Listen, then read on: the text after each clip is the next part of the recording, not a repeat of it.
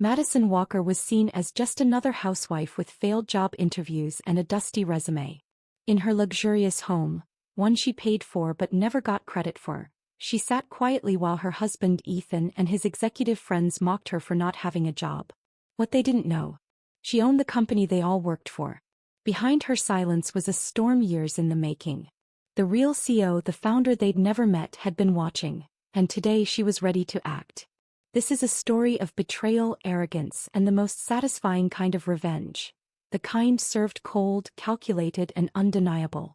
What happens when the woman you laughed at is actually the one signing your termination papers? You're watching this from wherever you are in the world, but right now you're stepping into Madison's story. And once it starts, you won't look away. The evening was perfect. Too perfect, perhaps. Crystal glasses shimmered beneath the pendant lights of our Chicago suburban estate, laughter echoing through the marble foyer. The air smelled of top-shelf whiskey, overpriced cologne, and a sense of entitlement that hung thicker than cigar smoke. My husband Ethan stood at the center of it all, his voice louder than anyone else's as usual.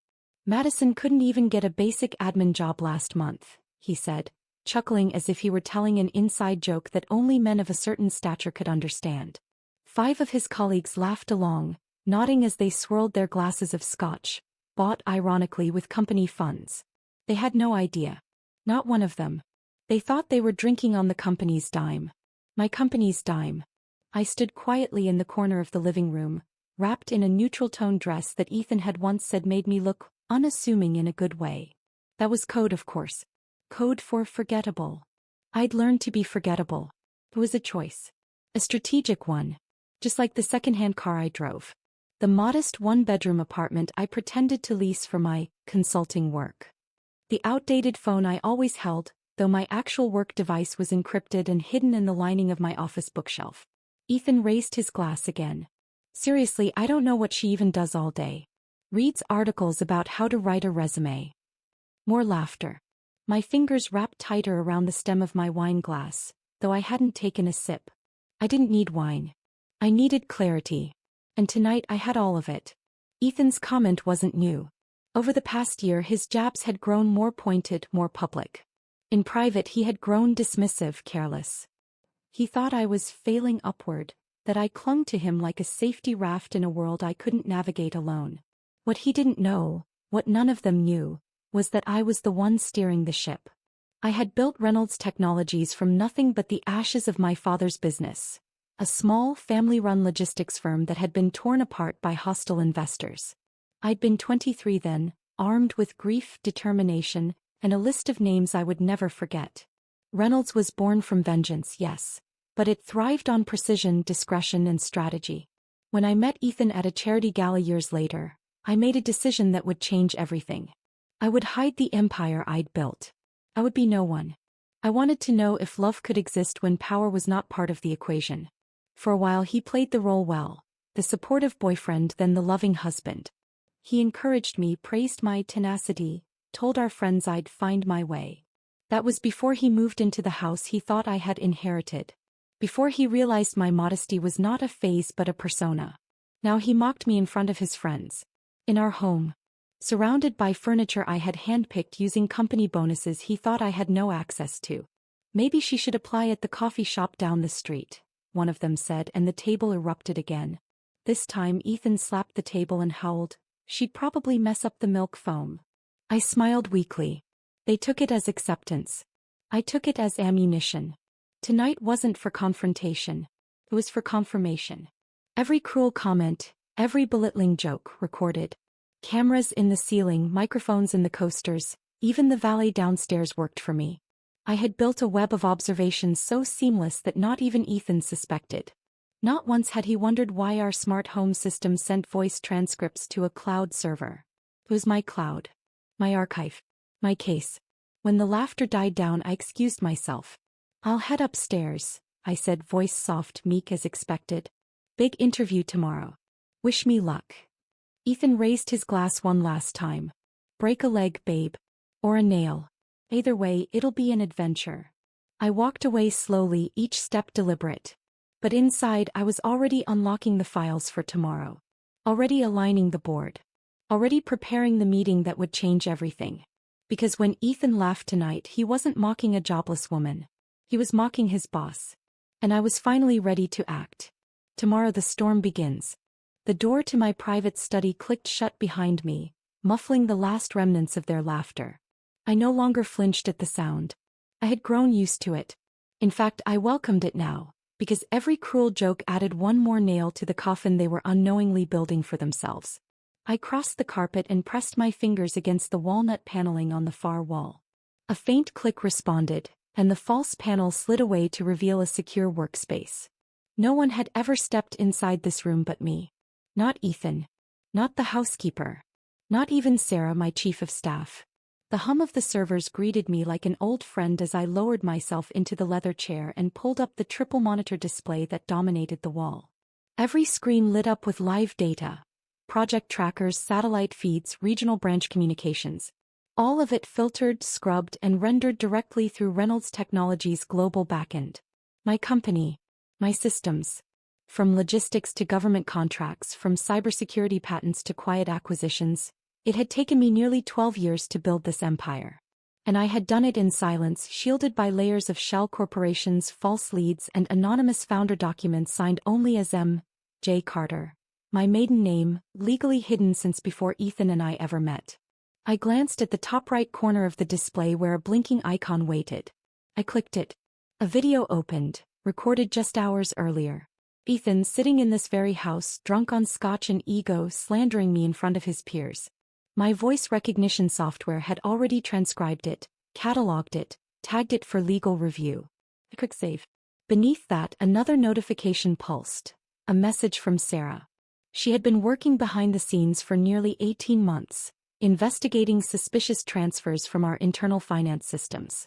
Patterns that coincidentally matched purchases tied to Ethan's stock portfolio. Vacation homes. Discreet meetings with a competitor's executive team. Little leaks of confidential strategy, just enough to profit, not enough to trigger alarms. Till now. I opened the folder she'd compiled. There it was, 36 flagged transactions, all routed through burner LLCs that Ethan thought were untraceable. But he didn't realize those LLCs had been ghost companies we'd already infiltrated months ago. I leaned back and stared at the screen for a long moment. My pulse was steady. No rage. No trembling. Just clarity. I remembered my father's voice, heavy with regret after our family's business was dismantled by men like Ethan. Never fight in the open, Maddie, he had told me. Make them feel safe. Let them underestimate you. And when the moment comes, act like the lion you've always been. Tomorrow would be that moment. I opened another window. The termination dossiers were ready. One for each of Ethan's circle.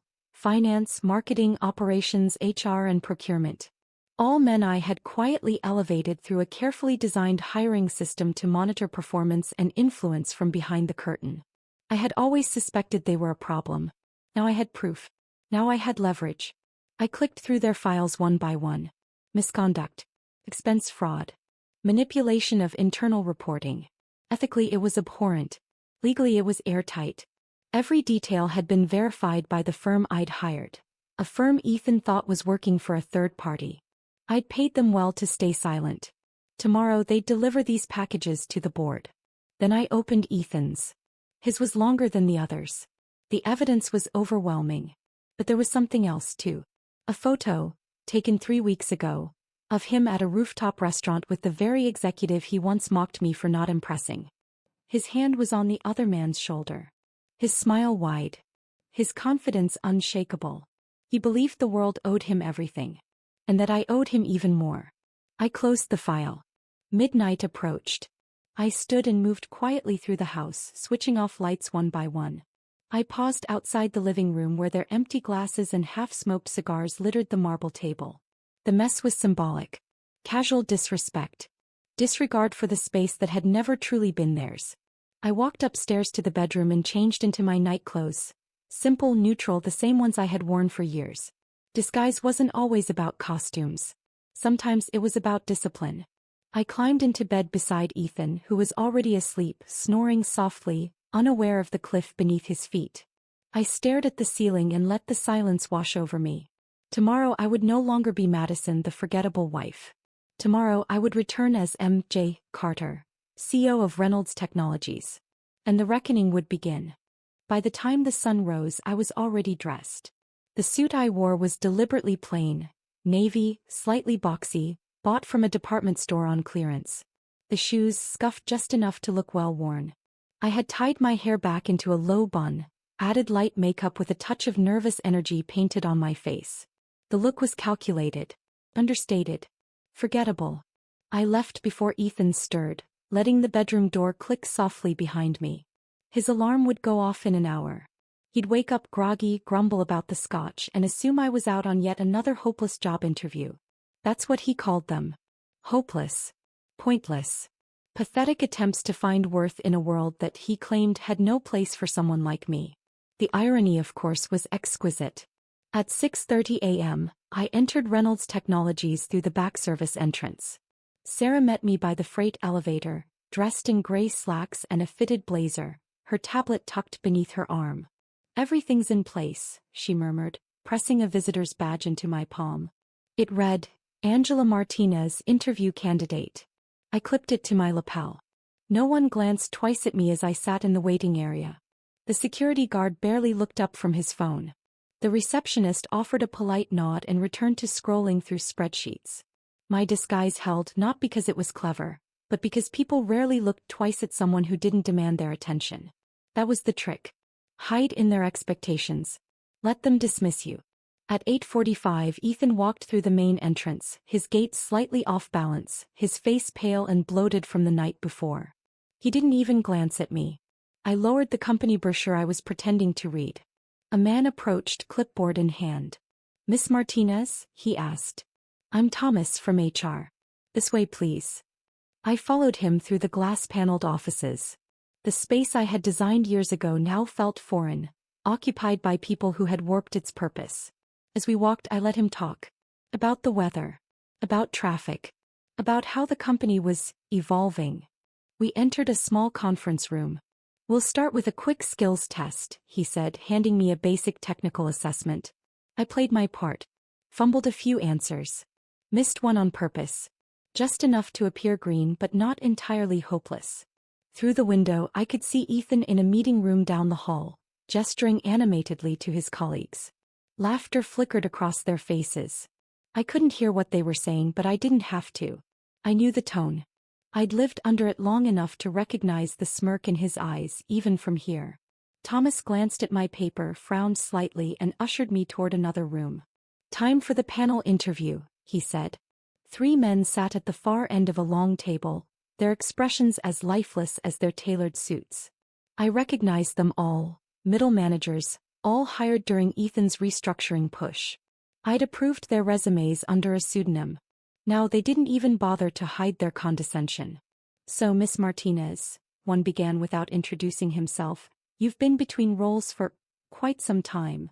"Yes," I replied, inflecting my voice with just enough hesitation to sound insecure. "It's been challenging." Another one asked, not looking up from his phone, "What exactly makes you think you're a good fit for a company like Reynolds?" I delivered the story Sarah and I had crafted. A patchwork of real achievements masked beneath imagined failure. With every word, I felt their judgment wrap tighter around me. Dismissive glances. Suppressed yawns. Barely concealed sneers. I was a toy to them. A momentary amusement. And then Ethan walked past. He spotted me through the glass. Did a double take. His lips curled into a grin as he reached for his phone. Seconds later, the interviewers' phones buzzed in unison. Their eyes scanned the screen, then flicked to me. No one said anything. They didn't have to. I could hear the echo of Ethan's message in their silence. The rest of the interview was a performance in cruelty. Questions designed to trip me. Sarcasm disguised as feedback. Thinly veiled mockery, all under the guise of professionalism. At the end, Thomas stood. "Thank you for your time," he said, already turning away. "We'll be in touch." I stepped into the hallway, the sound of my heels muffled against the carpet. Around the corner, Ethan's voice rang out. "No way that was your wife, man," someone said. "She really is desperate," Ethan laughed. "Did you see that suit? Probably from Target." I kept walking. My phone buzzed in my bag. It was Sarah.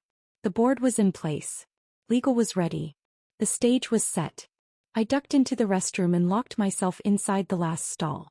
Waiting for me there was the transformation, the armor of truth I would wear into battle. Because the next time I stepped into that building I would not be dismissed.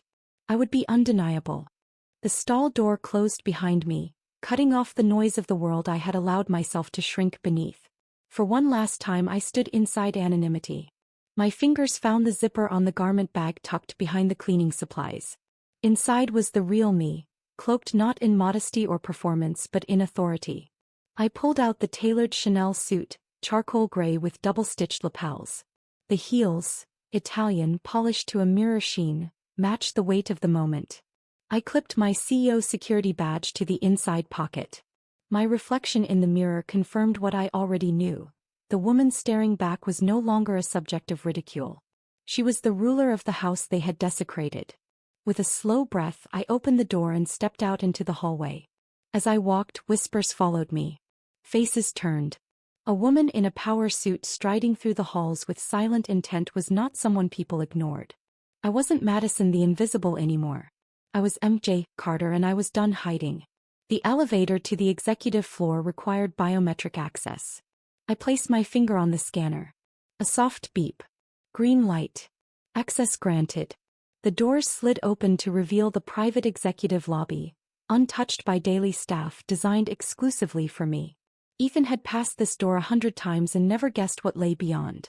He had asked about it once. I told him it was storage. Sarah waited just outside the boardroom. Her expression was calm, but the flicker of fire in her eyes matched my own. The board's ready. Legal's online. Peterson's in the other room, she said, referencing the executive I'd planted months ago. And, they're still in the conference room. Loud. Arrogant. Just as expected. I nodded once. But before facing the board I took a detour.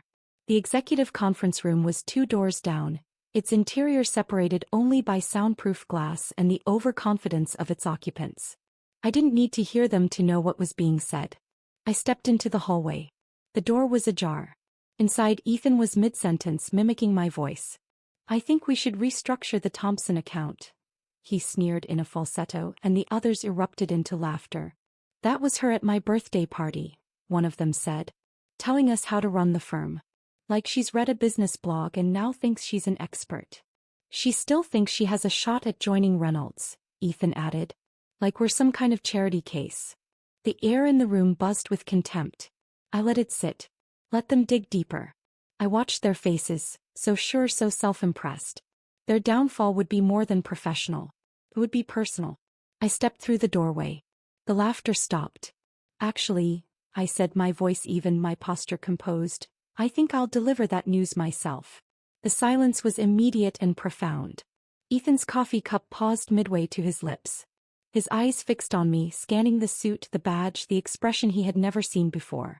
His mouth opened slightly, searching for words. None came. What are you doing here? He asked, stumbling over his tone. And dressed like the CEO of Reynolds Technologies. I finished for him. Michael, the marketing lead, let out a nervous laugh, then stopped when no one joined him. Peterson, my planted executive, gathered his things, a knowing smirk playing at the corner of his mouth. Ethan stood abruptly. This is a restricted floor. Security will be here any minute. They're already here, I replied, stepping aside as 2 officers appeared behind me, silent, professional. Though not for the reasons you think. I took my phone from my pocket and tapped a single icon. Every screen in the room came to life at once. Documents, signatures, incorporation records. My name. My image. My control. Madison Carter, I said calmly. Also known as MJ Carter. Founder. Majority shareholder. And the boss of every single person in this room. Ethan's face drained of color. This is impossible, he whispered. Just your wife, remember? I turned to face him. Just someone who couldn't land a job. The officers stepped forward, not to arrest but to observe. Their job wasn't to drag anyone out. Not yet. My job came first. I walked slowly to the head of the table. My chair. My room. My company. Sit down, I ordered. Michael tried to protest, but my voice cut clean through the tension. No one leaves until I'm finished. I pressed another key. The screens now showed more. Footage, emails, screenshots. Their words. Their jokes. Their misconduct. Do you know what this is? I asked. None of them responded. It's who you really are. On record. Unfiltered. Every insult. Every illegal transaction. Every time you thought no one was watching. Their expressions crumbled. Ethan's eyes flickered with something between shame and desperation. I let it linger for a moment. Then I said, "The board is waiting next door to formalize your termination. But I thought you deserved to hear it from me first." I stood, straightened my jacket and walked toward the door. Ethan tried to speak. "Madison, wait. I didn't know." "No," I said, turning just once. "You never wanted to know. That's the difference." And then I left them there, marinating in the weight of their own arrogance, while I stepped into the boardroom where the real decisions would be made. The reckoning had begun. And now it was time to clean house. The boardroom door closed behind me with a quiet click that felt louder than any argument. Inside, the atmosphere was sharpened by expectation. The members of Reynolds Technologies board, 5 individuals who had believed the founder to be an enigma, now sat in stunned silence as I stepped into the light. Sarah stood by the projector, her tablet in hand. On the screen was the company's original incorporation document, with my signature, Madison J. Carter, etched in crisp, undeniable ink. There would be no more aliases. No more masks. "Madison," one of the board members began, unsure whether to speak as a superior or a subordinate. "I'm not here to explain," I said calmly. "I'm here to confirm." And I did. With every file. Every timestamp. Every signed agreement. The trail was clean, legal, and absolute. The layers I had used to obscure my identity, necessary during the company's infancy to protect myself from hostile acquisition, were now fully peeled away. There was nothing left to prove. Ethan Reynolds and his associates, I continued, are guilty of multiple internal violations: financial misappropriation, breach of privacy, and retaliatory behavior toward female staff. Murmurs passed around the table. I raised my voice, not to shout but to cut clean through their noise. Today they will be terminated. Their access revoked. Their legal exposure handed to our outside counsel. We've taken every precaution to protect the company's assets and our shareholders. Sarah tapped her screen and individual dossiers lit up the monitors. For each man, the documentation was unrelenting. They hadn't just violated trust. They had exploited systems meant to empower the workforce. Performance bonuses stolen. Whistleblowers silenced. My silence had protected them long enough. One board member leaned forward. "And Ethan?" I met his eyes. My marriage to Ethan Reynolds was for a time built on affection. But it became a cover for access. A convenience he mistook for power. Today I filed for divorce. Effective immediately. The room held its breath. I pulled another file from my briefcase and placed it gently on the table. "This is a copy of our prenuptial agreement." Contrary to what Ethan assumed, it was written by my attorneys, not his. "It protects my estate. Every cent. Every share. Every property." He walks away with nothing but his name. I paused just long enough for the weight to settle. He's also been living in company-owned property. He has 24 hours to vacate or security will assist him. The legal team, patched in via video, nodded in agreement. "We have enforcement orders prepared," one said. "Local authorities are on standby if needed." There was no celebration. Only the cold precision of consequence. Sarah stepped forward and handed me a printed list. "These are the names of employees Ethan and his circle pushed out over the past 2 years," she said. "Mostly women. Mostly under 35. Many of them filed complaints. None were taken seriously." I took the paper and stared at the names. Faces flashed through my mind, bright, capable women who had come to this company with ambition, only to be silenced or squeezed out. "I want every one of them contacted by end of day," I said. "Apologies issued. Positions offered, where appropriate, and full back pay for those we wrongfully dismissed." Sarah nodded. She didn't need to ask why. He understood. This wasn't about revenge. It was about restoration. Ethan and his allies hadn't just wounded me. They had weakened the very foundation I'd spent my adult life building. If I allowed that infection to remain, everything I'd created would rot from within. One board member leaned back, exhaling. This is going to make headlines. I hope so, I replied.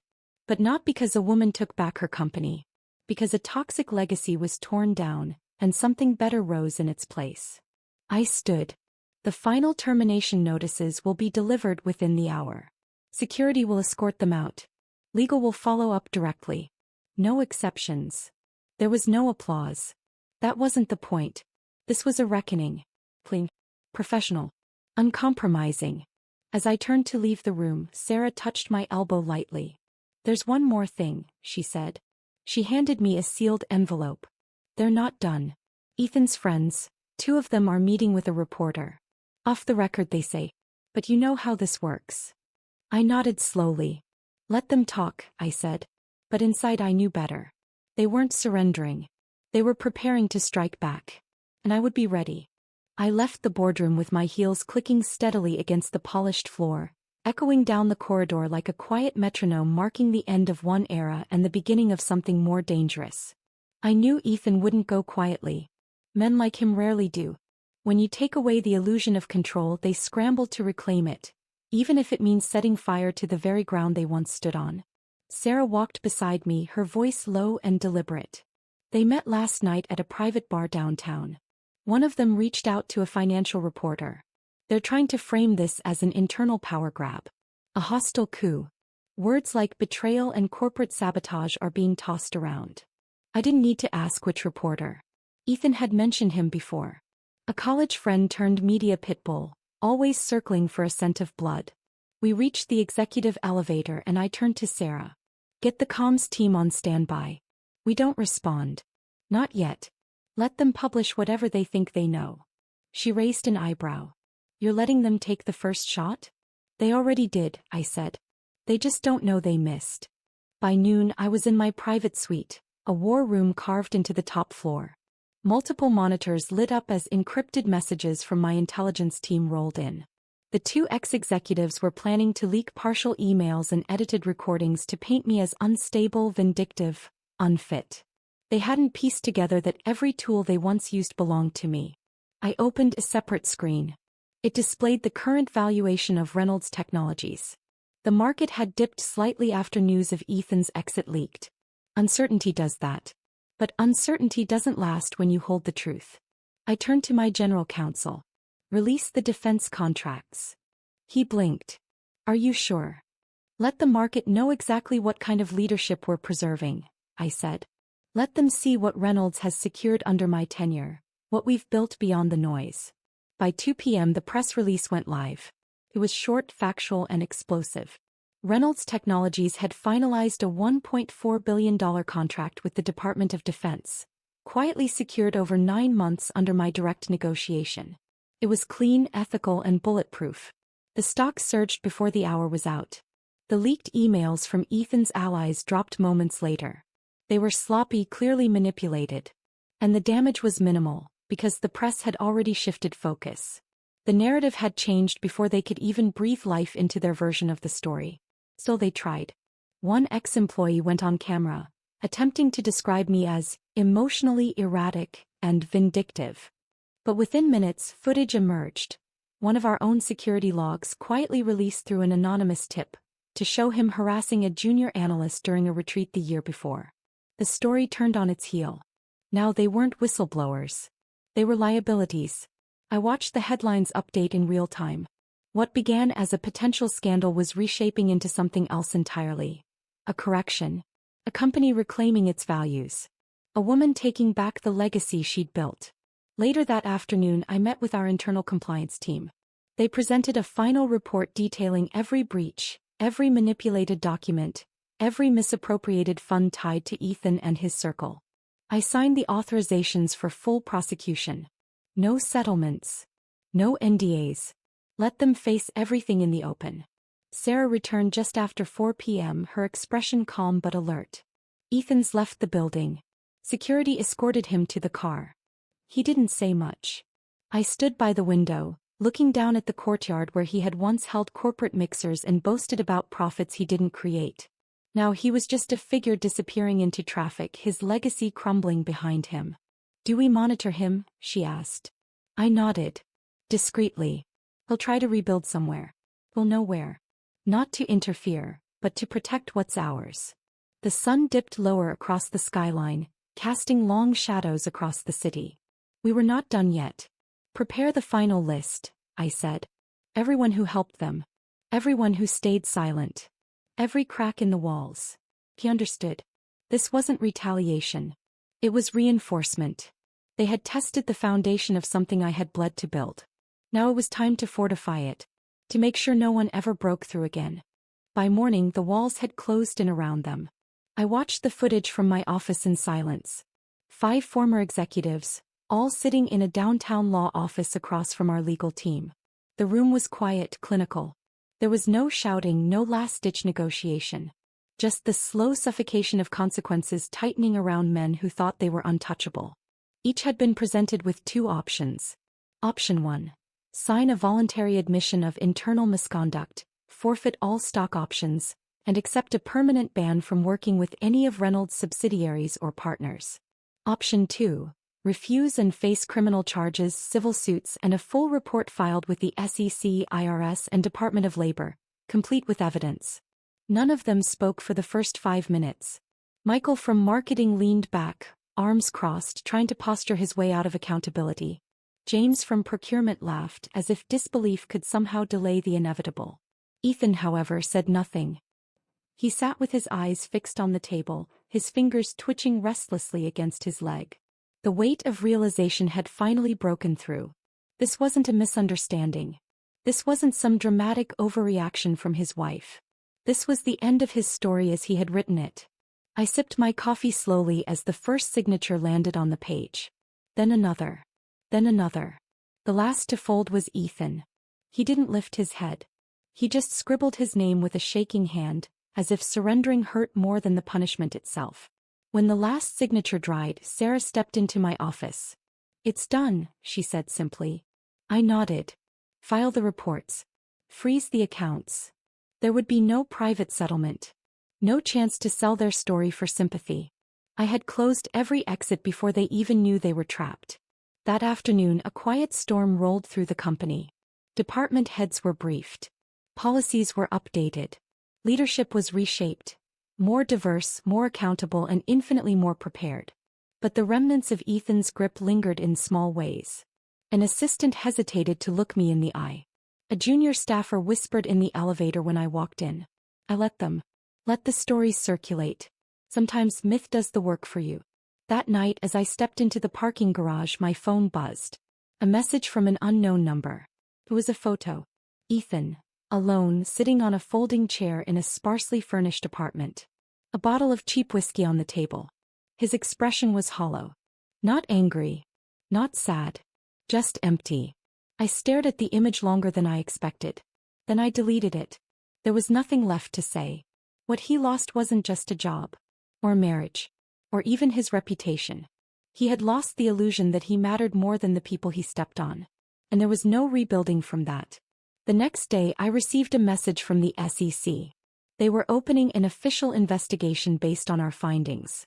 One of Ethan's old contacts had attempted to offload sensitive financial data to a third-party consultant.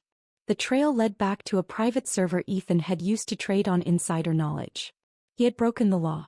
Not just company policy. There would be charges. His circle, desperate to save themselves, began cooperating. Emails. Texts. Phone recordings. Their loyalty dissolved the moment consequences appeared. And yet, through it all, I never once felt triumphant. Not really. There was no thrill in watching people fall. There was only quiet resolve. A need to repair what they tried to corrupt. A duty to protect what I had created, not just for myself but for everyone who worked under this roof. Everyone who had ever been underestimated, dismissed, or pushed aside. That evening I walked the halls of Reynolds. The lights had dimmed to their night setting. The offices were empty, peaceful. I stood before the glass wall that overlooked the city. A silent skyline stretched beneath my feet. Behind me Sarah appeared with a folder. "This is the last of it," she said. "The cleanup. The reorganized staff, the final contracts, the press statement." I didn't take it. Not yet. Instead I asked, "What's the word around the floor?" She smiled faintly. They say the ghost in the tower finally stepped into the light. I let that sit for a moment. Because they were right. For years I had built quietly from the shadows. Watching. Protecting. Enduring. But now the shadow was gone. And in its place stood something undeniable. Someone undeniable. 6 months passed. Quietly, intentionally. Not with fanfare or spectacle, but with the steady rhythm of rebuilding. Reynolds Technologies had not only survived the storm, it had emerged stronger, cleaner, and far more human than it had ever been under the surface shine Ethan once admired. My office had moved. I no longer sat cloistered on the highest floor watching from a distance. I occupied a sunlit space on the 12th, shoulder to shoulder with the core leadership I trusted. There were no private elevators anymore. No glass partitions. Just work. Transparent, measured, meaningful. We had brought back several employees Ethan and his circle had quietly pushed out. Some returned with caution in their eyes. Others stepped through the front doors with heads held high, reclaiming space that had once excluded them. One, a former junior engineer named Layla, had been offered a mid-level development position. She turned it down, asked for more responsibility. I gave it to her. That was the new standard. Not perfection. Not hierarchy. Just truth and earned trust. Sarah moved through the company like a quiet force of nature. She'd taken on the role of COO, though I never had to officially name her. Everyone already knew. She had held the company together while I was behind the curtain. Now she ran it in full daylight. Our industry responded quickly. Stocks stabilized, then soared. Partners returned with firmer handshakes. We didn't speak publicly about the fallout, not because we were hiding it but because we didn't need to feed it. Let the results speak. Let the silence say what words could only distort. But words still got out. Not from us but from whispers, third-hand retellings, anonymous insider pieces. Some called it a takedown. Others, a corporate revolution. What it really was, though, was a correction. A course reset not just for the company but for me. One day, a junior staffer stopped me in the hallway. "I heard about what happened," she said softly. "I just wanted to say, thank you. For making it safe to stay." I nodded, not because I needed the gratitude but because I understood the weight of what she was carrying. It's a rare thing to feel safe where you work. Rarer still to feel seen. As for Ethan, the world didn't end for him. Not exactly. He moved to Ohio, took a job at a mid-sized retail chain as a field sales trainer. Last I heard he lived alone. No articles. No interviews. The silence was his new reality. The attention he once bathed in had been stripped away, not as punishment but as consequence. He violated the terms of our legal agreement once, contacted a former board member about writing a tell-all. My team intercepted the communication. We sent a single warning through the proper channels. There hasn't been another word since. I never hated him. I needed to understand that. The day I signed the final compliance reports, I sat in the old boardroom staring out at the city. Hatred never built anything. What drove me, then and now, was the refusal to let anyone else define the story. A few weeks later, I stood backstage at a leadership summit in San Francisco. It wasn't my idea. Sarah had pushed for it. "It's time," she'd said, "to tell the part of the story that helps others find theirs." I stepped up to the podium under a soft spotlight. Hundreds of faces looked up at me, not all women, not all corporate. Just people. Listening. I was underestimated, I began, but not destroyed. I was mocked but not silenced. And what I reclaimed was not just my role, but the right to exist without apology in the space I built with my own hands. I paused. Let it breathe. Then added, "I didn't burn anything down. I cleared the weeds. I restored what mattered. And now it's no longer mine alone. It's ours." Applause rose slowly, then built into something warm. Something whole. Later that evening I returned to Chicago. I walked through the atrium of Reynolds Technologies, passing the new mission plaque we'd installed. Didn't have my name on it. Didn't need to. Read. "Build without cruelty. Led without disguise. Rise without asking permission." And as I stood there watching the reflections of every person moving through the glass, I felt it settle deep in my bones. We hadn't just survived the story. We'd rewritten it. From the inside out. And so in the end what began as silence turned into strength. A woman once dismissed, ridiculed, and overlooked reclaimed everything, not through noise but through clarity, intention, and an unshakable sense of who she was. Madison didn't just fire her husband and his friends. She fired every doubt ever placed on her worth. But here's the question. Have you ever been underestimated so deeply that the only way to respond was to rise in silence and let your actions speak? I'd love to hear your story. Share it in the comments below. If this journey moved you, if it made you feel seen, or if you believe more people need to hear stories like this, don't forget to like, share, and subscribe. Because stories like Madison's aren't just fiction. They're echoes of what so many carry quietly every day. And they deserve to be heard.